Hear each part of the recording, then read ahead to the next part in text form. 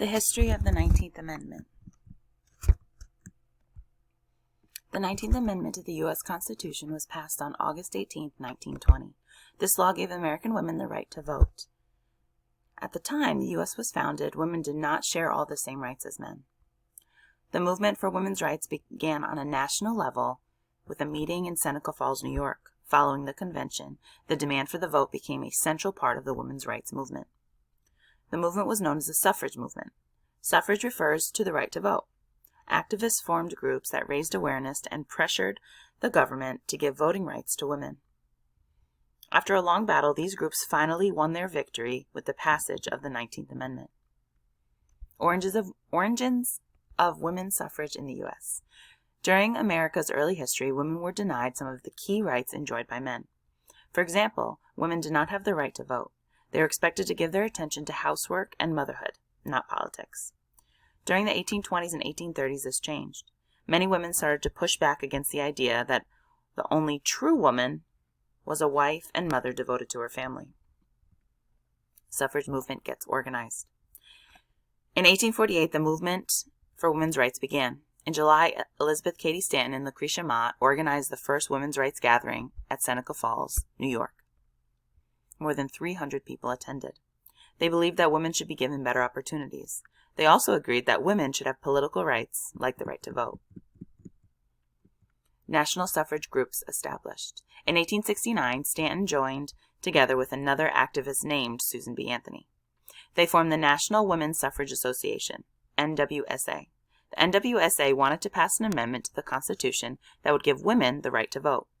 That same year, Lucy Stone and Henry Blackwell founded the American Women's Suffrage Association, AWSA. The AWSA thought it would be easier to give women the right to vote a different way. The group wanted to pass amendments to individual state constitutions. In 1890, the NWSA and the AWSA merged together. They formed a new group called the National American Women's Suffrage Association, NAWSA. This group planned to push for voting rights state by state. Within 6 years, Colorado, Utah, Idaho gave women the right to vote. In 1900, Carrie Chapman Catt became the leader of the NAWSA. Progress and civil disobedience. In the early 1900s, the NAWSA had many successes. Between 1910 and 1918, 17 states and territories gave voting rights to women. In 1918, President Woodrow Wilson became a supporter of women's voting rights. He argued for an amendment to the Constitution. But when a plan for such an amendment came for vote, it failed to pass. Another year passed before national lawmakers considered the amendment again, getting the vote. When Congress voted again on the amendment in 1919, it passed. Then the amendment was sent to the states to be approved. To become a law, 2/3 of the state had to vote in favor of the amendment. By March of the following year, a total of 35 states had approved the amendment. To reach a 2/3 majority, one more state needed to approve it. 7 southern states had already rejected the amendment. In the end, it was up to Tennessee to make the final decision. Tennessee lawmakers were evenly divided. Representative Harry T. Byrne had to cast the final vote to break the tie. Although Byrne was against the amendment, his mother convinced him to support it. With Byrne's vote, the 19th Amendment became law. On November 2, 1920, more than 8 million women across the U.S. voted in elections for the first time. It took over 6 years for the remaining 12 states to approve the 19th Amendment. Mississippi was the last to do so in 1984. So now you're going to have your writing prompt.